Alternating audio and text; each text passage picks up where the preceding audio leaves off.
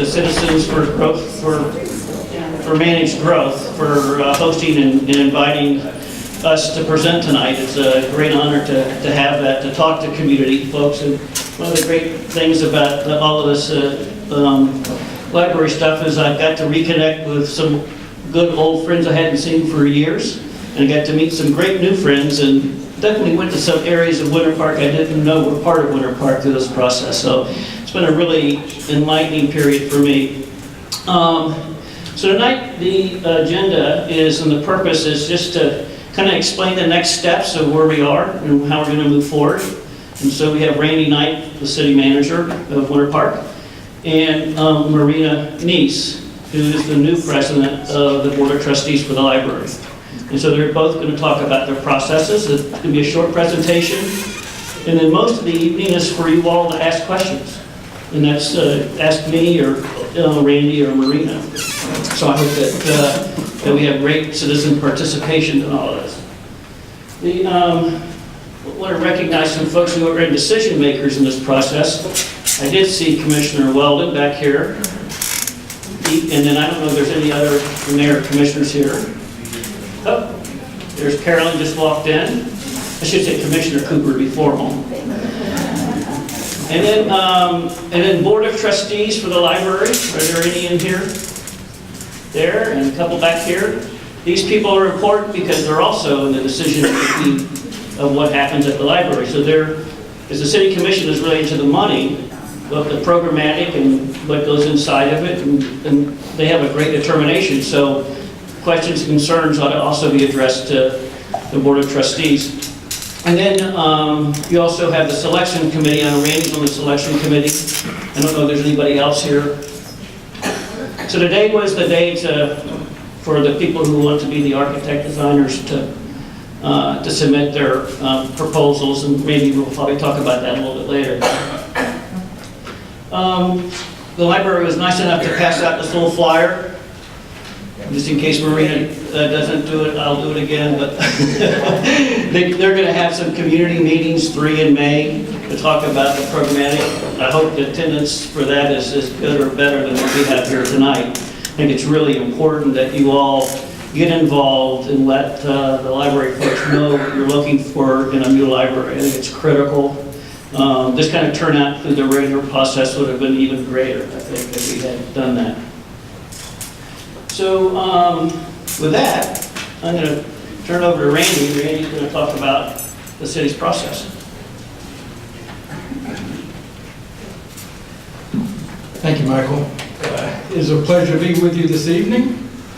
As I said, it's going to be a fairly short presentation. The main purpose is to hear from you, but I'm going to walk you through the process I see going forward and where we are today with everything. So we'll start with the timeline. And as Michael mentioned today, the architects submitted their proposals and ones wanting to be involved in this exciting project. And we had 14 proposals from all over the country, and I've got to read them all before next Wednesday. So next Wednesday, the committee comes together for the preliminary ranking, and then we'll rank them and then invite a selected number of those, usually somewhere between 3 to 5 of those, to come give oral presentations, and that'll be taking place on May the 12th. We've already begun some of the preliminary work. We've begun soil borings on the site, just to make sure everything's okay. Before we design a building on the site, we want to make sure you don't have any problems underneath it that would prevent it from going there. We're getting ready to begin the traffic study portion of it, and as well as the survey work of the entire site. On May 23rd, the recommendations of the selection committee will go to the city commission for the architect, and the city commission will select who will design the project. And then we'll negotiate a contract with that firm, and assuming that all works out. They'll begin their work in the June timeframe and spend the rest of this calendar year really in that design phase. That design phase will include public meetings, to hear from the public about design concepts. As Michael mentioned, the programmatic part's going to start in May, as they're going to be listening to what the community wants to see out of the programming for the library. The architects will also be involved in that process, because the programs help design the internal part of the building. So that'll be an important part of that process. So everybody's input's important into what we want to accomplish with this new facility. And then as the design gets further along, somewhere around that 60% design phase is when we'll know what a true cost of this project will be, and we'll be making decisions then on how much of a bond issue to issue. As you know, the voters approved up to $30 million. That does not mean the city has to issue $30 million worth. And the commission's made it very clear to us that they would like to see this project come in well under that number. So we will be working towards that. And at some point in the late summer, early fall, the commission will be making a decision on how much of a bond issue to go forward with. And then, once it's designed, the commission will have to approve that final design before we go out to bid. And this says November, December, bid the construction project out. I was talking with some architects, and it'll be, they figure it'll be in the November timeframe before the design is done, but the construction documents will still have to be done. So it may be further into the January, February timeframe before we're ready to bid out for construction. And then just a point of reference, December 20th is the last booking in the existing Civic Center. So we stopped taking bookings in the Civic Center back when it looked like that was going to be included in this project. And so that's the last one that's booked. So beginning of January, that building will be available to be demolished, and assuming that's where we are at the time. There's been a lot of talk about walkability, and so I wanted to just present this. The blue circles to the right are quarter mile, half mile, 3/4 of a mile from the existing building. The yellow circles on the left, a little bit tough to see, but are from the proposed site. And just to give you a reference of how many people live within those quarters, within a half a mile of the current site, there's 2,700 residents, and with a half a mile of the new site, there's 2,900 residents. And within 3/4 of a mile of each site, there's almost 4,900 residents at the current site and 6,800 residents from the new site. And that does not include the patio that was just built. It's got another 300 residents in it. So both sites are very walkable. Obviously, what makes less people live near the current library site is a lot of that half a mile and 3/4 of a mile is lakes. And so we did not count the fish in this process. Only the ones that could feed. The school of fish. So I'm going to talk a little bit about the Civic Center, and then we'll turn it over to Marina to talk about the library side. But many of you were here in 1986 when we built the existing Civic Center, and as you may recall, behind that Civic Center wasn't the beautiful park that it is today. It was a dump, and I mean literally, not a legal dump, but it was a place where a lot of people dumped a lot of things, and we pulled out cars and tires and batteries and you name it. It was all buried back there in what is now the lake. And the city went in well after the Civic Center was built and developed the park that's there today. And the pond that is out there was all man-made. It was lowland, it was swampland, and we dug it out and made the pond that's there today. So I want to talk a little bit about what it is we hope to accomplish with the new event center. And you notice we changed the name from Civic Center to Event Center, and that's because that's really what this is used for. It's not used for a lot of city-type events. It's used for a lot of weddings and parties and those types of things. So some of the things we hope to obtain in this new building is better connectivity to technology, an improved experience for the guests that are there. That building has been very successful. It's booked almost every weekend. It makes about $287,000 a year and costs about $287,000 a year to operate. It's a break-even facility. There's nothing, nothing terribly wrong with it. From a competition standpoint, we've gotten behind the Lake Marys of the world that have built new ones in the last decade, and so a lot of who we used to rent to now goes to some of these newer facilities. So ours is what you would call kind of a middle of the road to lower end rental facility, which there's a market for, but we're not attracting that just a little bit higher level rentals. In the new buildings today, you see a lot of things like being able to have different lighting options when you rent a facility, a different chandelier, different color lighting, that type of thing. So the newer buildings all have those type of things. And I don't know if you've seen these, I don't know what the GOBO stands for, but it's these projectors that you can project up corporate images and different images on the wall, and so those types of things as an enhancement to different type of corporate parties or weddings even. It's with any building, and you get in there and you realize, man, we sure could use storage. But if you've ever had an event at the Civic Center, a big event, and they've had to break out new tables or new chairs in the middle of an event, they're all under this, that stuff's stored under the stage, and if you've got tables already set up over there by the stage, it's a difficult to do. So one of the things we want to accomplish is a better organized storage and as well as more of it. Obviously, a modern feel, larger ballroom, and better use of space. And then the ability, the concept is that we'll have meeting facilities within the library as well as in the event center, and the ability to use some of the smaller rooms in the library and kind of co-use.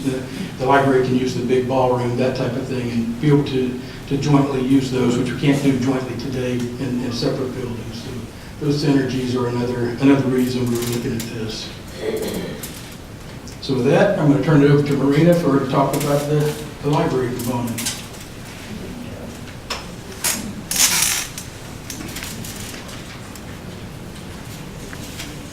Good evening. Thank you for being here. We welcome the opportunity to share a little bit. Think you're okay? Is that better? Yeah, good. Better. Sorry, I wanted to be able to see that, but I guess I'll look here. Okay. Thank you. I'm a resident of the city of Winter Park since the early 70s, and many of you know that I have a strong passion for giving back to the community.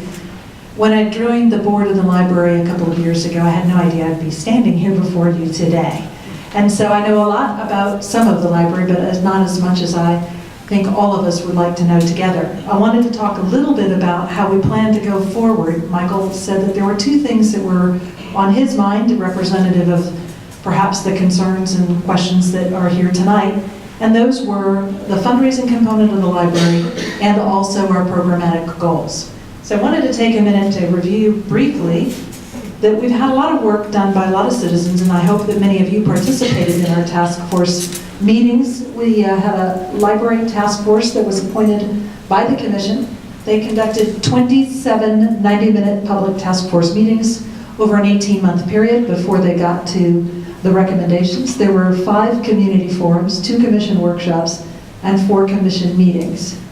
And during that process, one part of what we did as the library looked at the user needs and transportations. We researched international standards and national standards and best practices. And we consulted with a number of technical experts. And some of that material found its way into the task force report. When we talk about what the library of the future will be, we're really talking about 2 things. The facility that is owned by the city of Winter Park and the operations that are conducted by the Winter Park Public Library Association. And we are run by the volunteer board. We operate the library in partnership with the city. And we, with the city's blessing and partnership back, work on the program side of what we offer.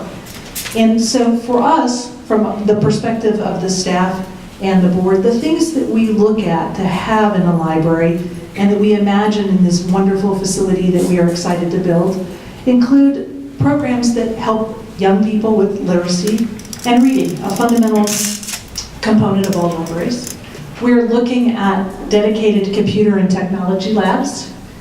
We're looking at the having of business center space so that people can come and conduct some of their business work in the library, just like you see them doing at Starbucks. And we are looking for creative spaces where individuals can come together to collaborate and to create things, whether it's for a school project or for entrepreneurs who come together. We're seeing a wave of young people doing a lot of entrepreneurial activity, creating new applications for the smartphones and developing new technologies. It is our hope that we can incubate some of that in our new creative maker spaces. We're also looking to honor the history of this great town. There's going to be a local history center. We already have a nice history collection. We want to see that continue to grow with the history that we continue to build. One of the loves that the library knows of is lifelong learning. We all know how important it is to stay vibrant and be active all our lives, and many of you are here because you share those values. And then we are looking for general meeting spaces where corporations and individuals can choose to get together and have time for whatever purpose they might need. We are in the process, and we slipped out some pieces of paper, and it's a good thing because I don't always read the screens well.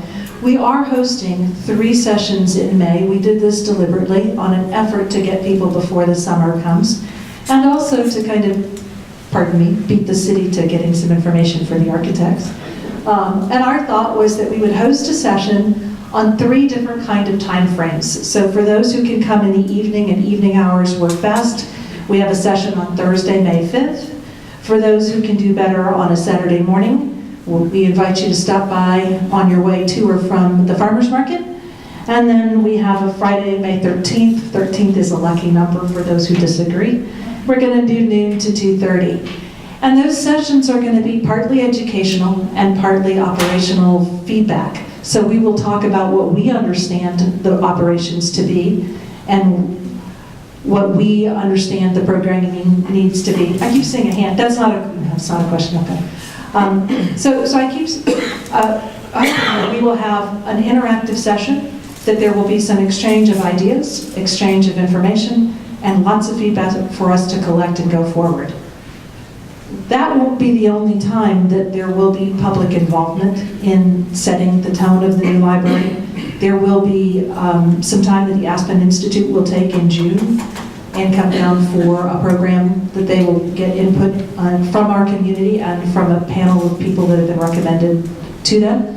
And then again, I think Randy's talked about the city will have further public forums as we get further into the hiring and using of architectural services. Let me talk a little bit about the fundraising process. I could talk about this for a long time. I'm a former fundraiser, and if time permitted, I would be talking with each of you about what that entailed. Fundraising is an art and a science. You know that this board, and we have several members here today, thank you all for being here tonight. Our board has committed to raise $2.5 million to turn over to the city, and we know that we are determined to do that. We are actually in what we call a silent phase. We are finishing up what is called a feasibility study, and that is where the feasibility of a project and the support that will come for it is studied and reported back. And then we evaluate that and go forward with a specific plan. We'll hire a consultant to help us do a campaign. That's a traditional part of running a campaign.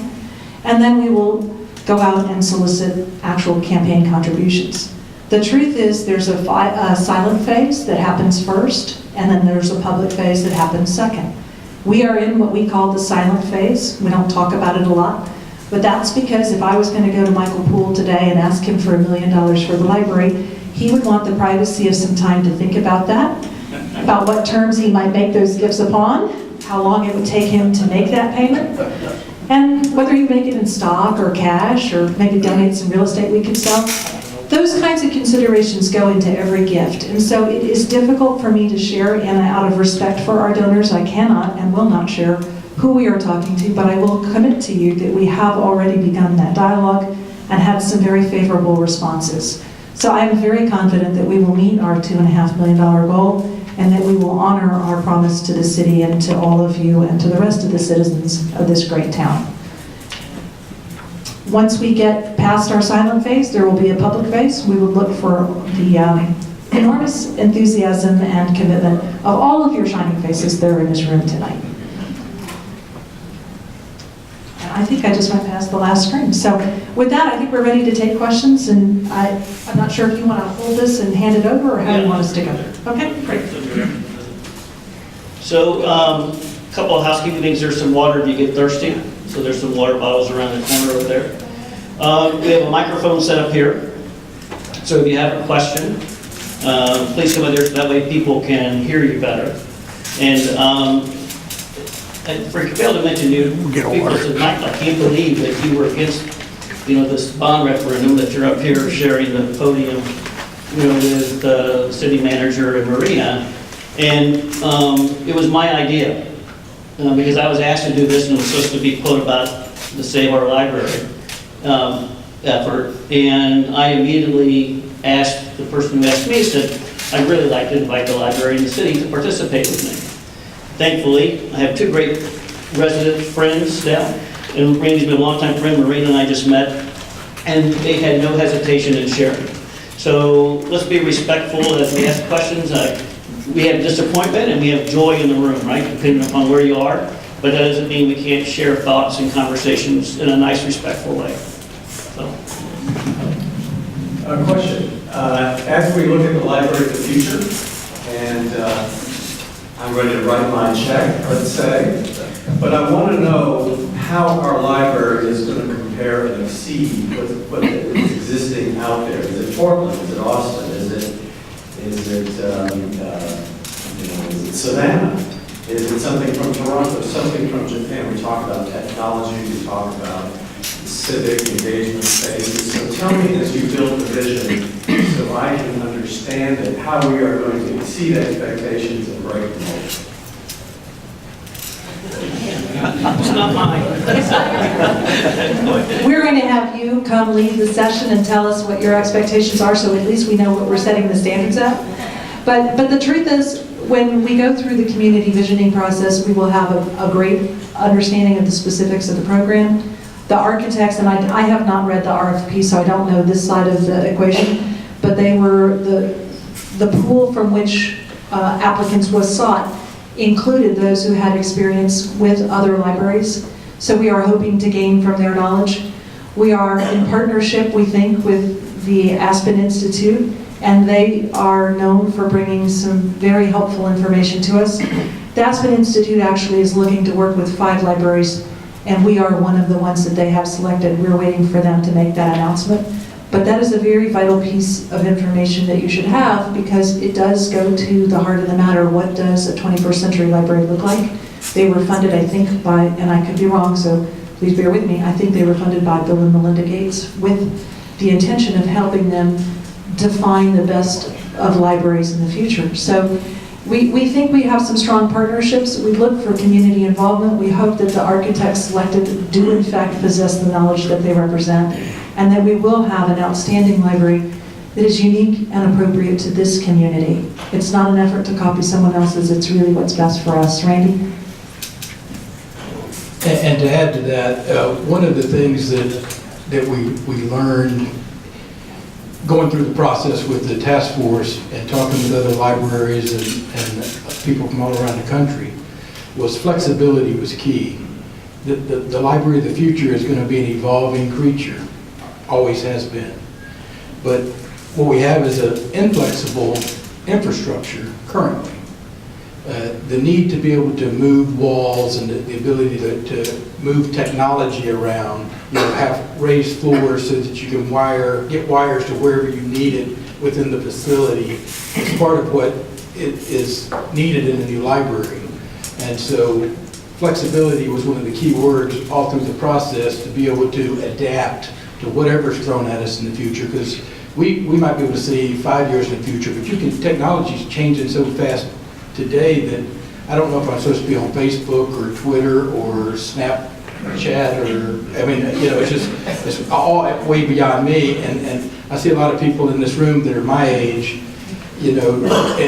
And we're building this for my grandkids and your grandkids, not really for us. And so we're trying to build something that will be able to adapt to them throughout the future.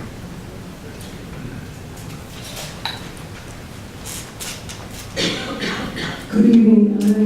I'm all for an improved library, but I'm very disappointed that you're choosing to destroy a beautiful, beautiful park, one of the last very large, great open spaces. The Rachel Murrah building now is very secluded at night. It's beautiful from the type of glitzy, glamorous affairs you want to attract to a library. I would think a location like City Hall would be much more amenable, and also for the people within the community. People can walk to their restaurants and bars after the events.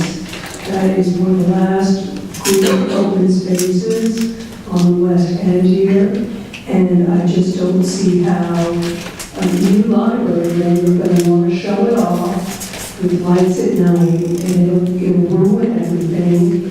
I believe it will be a traffic cluster mentioned over there. It's bad enough as it is already without anything in it, and I thought the bond referendum was for the library, and it seems suddenly like, yes, the library at the park has been improved, and I think it's unconscionable to take from people beautiful green space when there are so few left, and put this monstrous building there.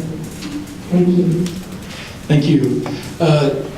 That was talked about a lot by the task force, and we looked at the library, we looked at the City Hall site, we looked at the existing site, we looked at the post office site, we looked at a whole bunch of sites. Ultimately, the entire task force settled on that site as being the best location, and because of the way it will embrace the park and interact with the park. And so you see a lot of great libraries around the country that are in parks. Libraries are a good partner with a park. Imagine your kids playing lacrosse or soccer practice out there, and you have little siblings that, you want to take them into the library while they're practicing. I mean, the ability for it to interact with the park is part of what attracted the task force to it. As far as the green space, that park is 1,250,000 square feet. This building will take up an additional 10 to 12,000 square feet of the green space. The parking garage is going to be where the existing parking lot is. Now that's an additional structure. I'm not trying to mislead anybody. That's an additional structure that'll be on that corner. But Trees, how many trees are going to have to come down? That is the dense. We need to keep respectful. I'm sorry. yes, the tree. I mean, anytime you build a building anywhere, I mean, trees are going to come down. Absolutely, and trees are a renewable resource. You can plant new trees and they will grow up around the new building. It is a shame when you got to take down a 40, 50-year-old oak tree. I mean, that's absolutely, that will be a loss. But again, it's one of those things. We looked at the City Hall site, and and so what you have around the library then is a bunch of streets, and no real chance to interact with the outdoors as part of that library experience. So that was a lot of what went into the task force's thinking. The task force originally wanted it on the other corner, the northeast corner of the park, and then there were a lot of people who came out and said, well, now you're blocking the view of the park from two sides. And so they were encouraged to go back and look at it in conjunction with the Civic Center. And so when they came back then, that's when it was joined with the Civic Center to combine the two projects. Thank you. I'm here because I received emails giving me the impression that this was a meeting about Save Our Library. And I was hoping that would be the case. Obviously, it's not. There's no chance that our library can be saved by what I'm hearing today. That's not my question. I have more, but you can respond to that. I can continue later. You can ask any question about the Save Our Library effort. That's open for discussion. I'm after the same thing. Marina and Randy know that, and so do the commissioners and mayor, because I've already been to the commission to speak about that and have written emails about that issue. So I'm after that same target of saving our library. I don't like the MLK spot. Everybody knows that, who's been around me and has read my material. And it's not just because I want it downtown, I just don't like people taking green space. Now, the calculation that Randy talks about is, I think, maneuvered a little bit. I think it's a lot more green space than it's led to believe, and it's how you do calculations, and I deal with numbers all the time, so I know how to make numbers work in my favor. And I think that's what's happened here. But it's not so much about the numbers, it's about the green space. So there is a continued effort of trying to figure out how to be constructive in this process, but at the same time not give up the hope. Okay, if you want to talk numbers, my underlying suspicion that still continues is that the real reason for all this is because Rollins College, Allen wants to take that property. And I want to know, is that money, that comes to the city by the sale of that property, going to go against the cost of this new event center / library that I'm going to be paying for the rest of my life? Those are two questions, so I'll let Randy talk to what happens with any money that would come from the sale, but let me address the first one. So in disclosure, my wife works for Rollins College, and I sit on the board of the Crummer School. So there's a lot of reasons for me, and I'm a donor to Rollins College and the Hamilton Bolt School. So there's a lot of reasons for me to have been on the other side of the 4 bonds, but I'm against it. And I challenged all of my Rollins friends and connections in this process. I talked to as many people in the higher executive office and the board of trustees that I could get to. And I don't believe in the conspiracy theory. I think it's a great one, and I could write a novel about it. But I have never been from the beginning a believer of that conspiracy. I do believe that Rollins College will be a bidder if we do put it up for sale. And they have made no bones about it for years, maybe even a decade or more, that they would want this property. So I know that that's a fact. I know trustees who voted against the bonds but wouldn't come public because they're on the library. They're the trustees for the Rollins, so they want to come out against the organization. But I just, my rhetoric on the issues was always never to raise that because I didn't think it was realistic. But they do want it, and just like I might want it if it ever came up for sale. But it's not, they did not do what they wanted, the library. You go back to 2001, I think, is when the library wanted to build a 60 to 90,000 square foot building at the corner of Morris and Denning, where the old state building was. So it goes way back. We go back 16 years for a big. As far as what would happen if the commission sells that building, they haven't decided what to do with the money. They have the full right to buy down the bonds with it, so the bonds would be less, or they could use it for another project that they think the city needs. But that decision hasn't been made. If you saw, I don't know if it was the last meeting or meeting before last, I made a presentation to the commission on all the city-owned properties. And my recommendation was to move City Hall to the library site. So I mean, this has not been sold to Rollins. If the city does put it out for sale or land lease, there would be a public process and there'd be bidders taken. It is likely that Rollins would be a high bidder in that process. The property is zoned R4, so it's zoned to be residential, either townhouses or condos. So that. It would take a rezoning to do something other than that. But a decision has not been made, one, to sell it, nor has a decision been made that if we do sell it, where the money would go. I won't vote against it.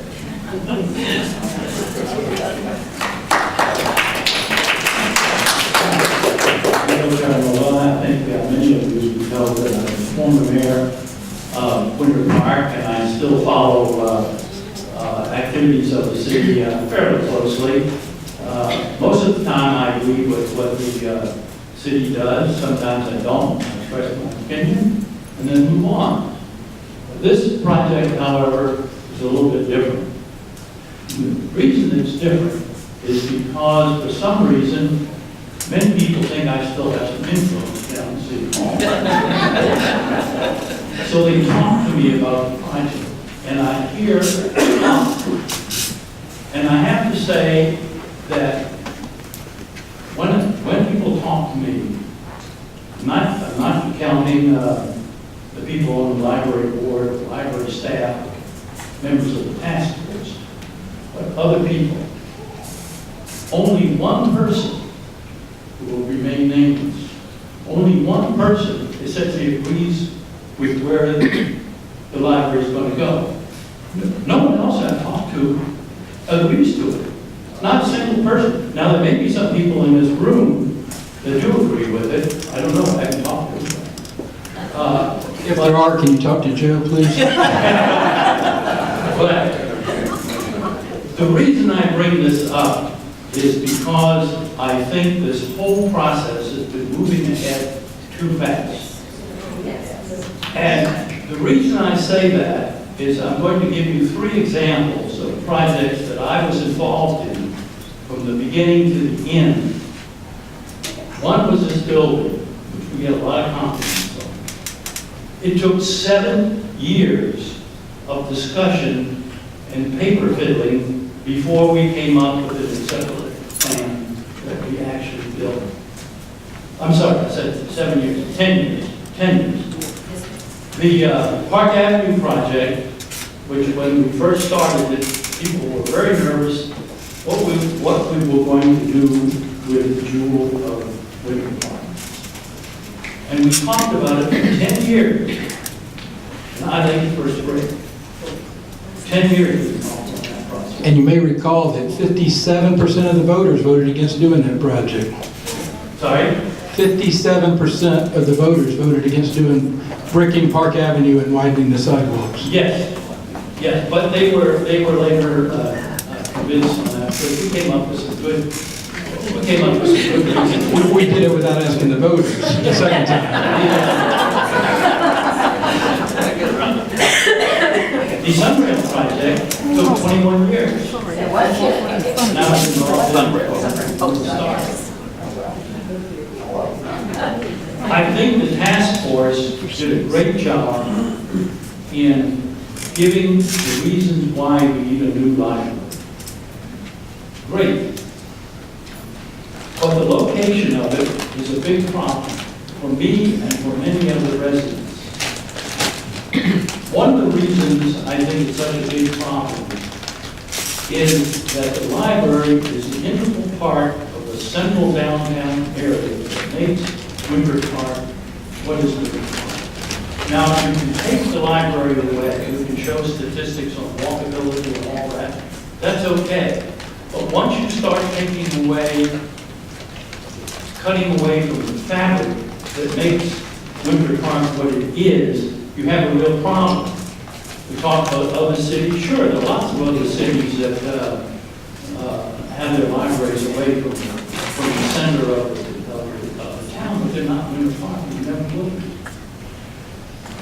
I think that we should slow this process down, give the community a chance to express their views, where they think the library should be located. We've had some citizens already that have made suggestions on this that I think are workable. I don't know from an engineering point of view, because I'm not an engineer, but I think there are items that we ought to look at, and we shouldn't be rushing ahead.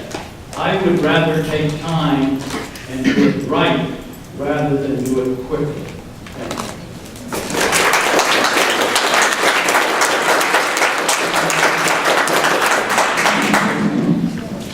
I always seem to follow Mayor Terranova, and he's a tough act to follow. I too am opposed to putting a new library on the park. I am reminded when I was a child growing up, and we had what we used to call empty lots. They were just waiting to be developed, and you went out with your friends and played in them. MLK Junior Park is not an empty lot. It is not a piece of green space waiting to to be developed. And I hope that we can find another option. Speaking of it, and I wrote it down because I wanted to get it right. One of my personal heroes is a gentleman named Gene Kranz, and some of you may have heard of him. Some of you might have even known him. He was the flight controller on the ill-fated Apollo 13 mission, which ran into such horrific trouble. And he said, "Failure does not exist in the lexicon of a flight controller. The universal characteristic of a controller is that he will never give up until he has an answer or another option. Failure is not an option, and I hope we as a community can move forward to find another option for our needed library."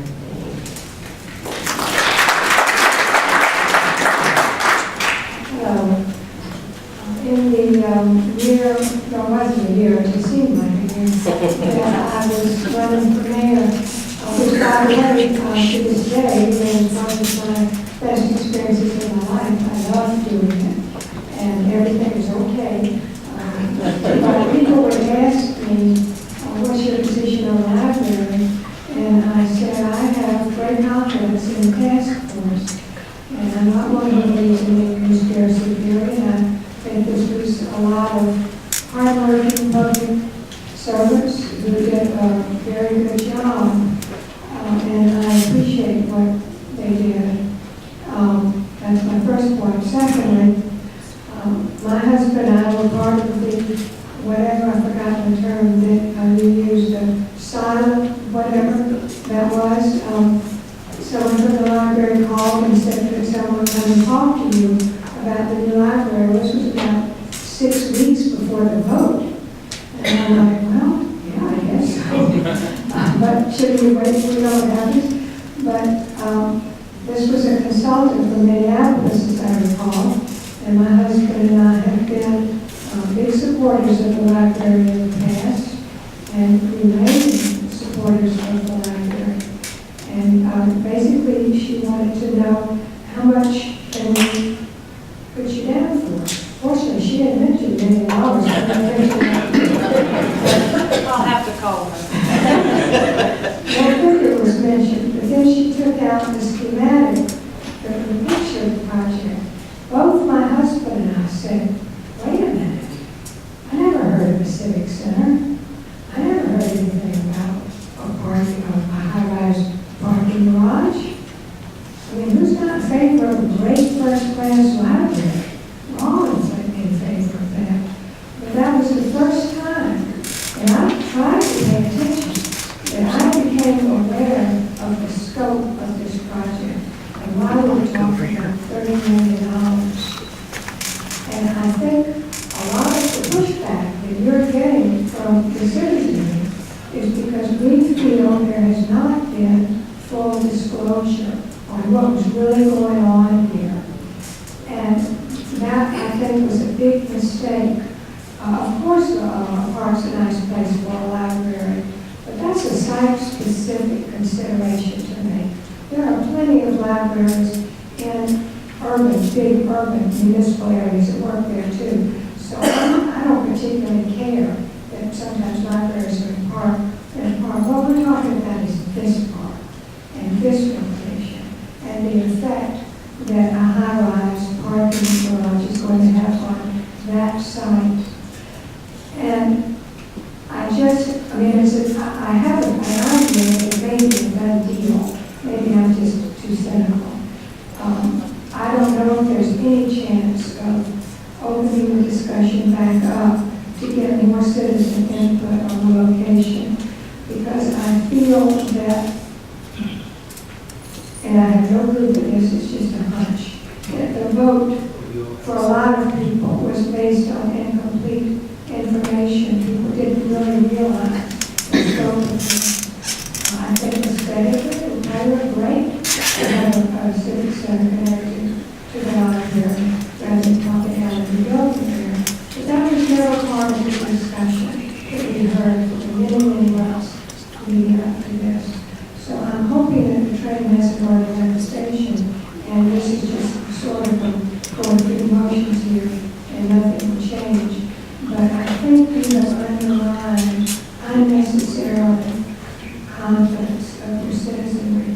the way that this was ultimately done, not the task force. I think the task force did an admirable job, and I appreciate the hard work. But why was there ever any discussion about highlights, Arthur Garage, and the Civic Center? I don't expect you to answer that necessarily, I think an observation. Thank you.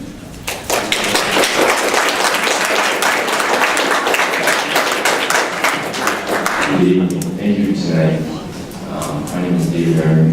I'm the father of 3 small children, ages of 4, 2, and 0. 6 months. My wife and I just say 0. And the library is a wonderful program for children. And in the coming years, my family and I are going to spend a lot of time there.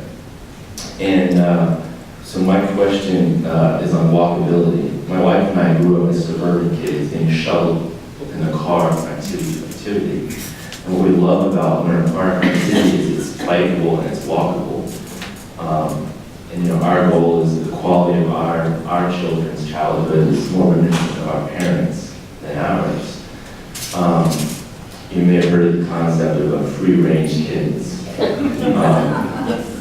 So my question is, with respect to the slide on walkability, the stats are 3/4 of a mile of the current library, 5,000 residents reside, whereas 3/4 of a mile of the proposed location, 7,000 residents reside.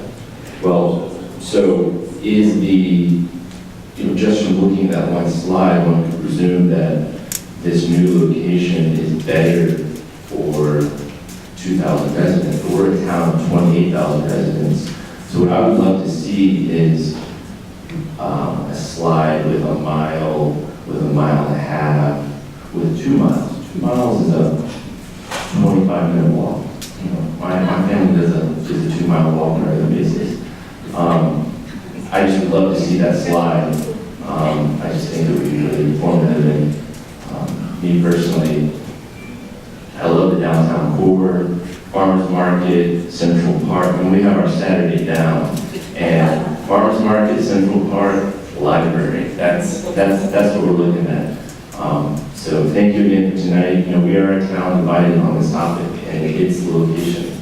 $30 million is a big number. I had 15 million stuck in my head for some reason, but I think it's because of the Civic Center and so forth that the projects get bigger. Hey, 30 million, we can do it. But let's get the location right. Thank you.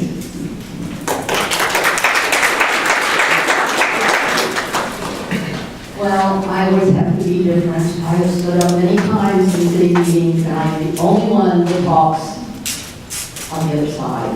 I went to almost every task force meeting and followed the entire path.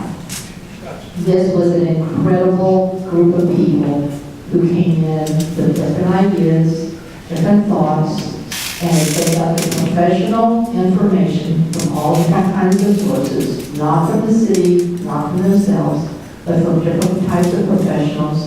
They all eventually came to the same conclusion. The location, every location was very, very, very thoroughly evaluated. And personally, my husband and I wanted this location from the beginning. He said, this is the only place that has any logic, because every other location, there was no space. You were going to be landlocked. There was nothing you could do. Having the park, the previous gentleman mentioned about walkability.